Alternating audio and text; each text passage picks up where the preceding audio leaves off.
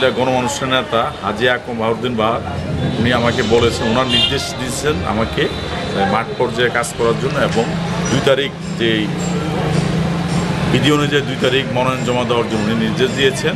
আমি 2 তারিখ ওনার নির্দেশ এবং এই 5 নং ওয়ার্ডের এই জনগণ যারা আমাকে 16 বছর ধরে এই সাগর কাউন্সিলর তৈরি বানিয়েছে, ওনাদের সবাই পরামর্শ নিয়ে এবং আমার এলাকার যারা মুরব্বীগণ আছেন তাদের পরামর্শ নিয়ে তারা আমাকে বলেছেন যে তুমি মনোনয়ন জমা দাও, আমরা তোমাকে সর্বাত্মক সহযোগিতা করব।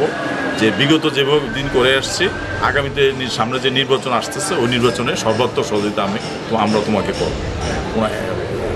আমার নেতা হাজী ওনার নির্দেশের পর আমি এলাকার জনগণের সবার সাথে মতামত নিয়েছি। ওনারা বলেছেন আমাকে সর্বোচ্চ সহযোগিতা করবেন। আমি এই এলাকার জনগণের ঋণ আমি কখনো শোধ করতে পারবো না।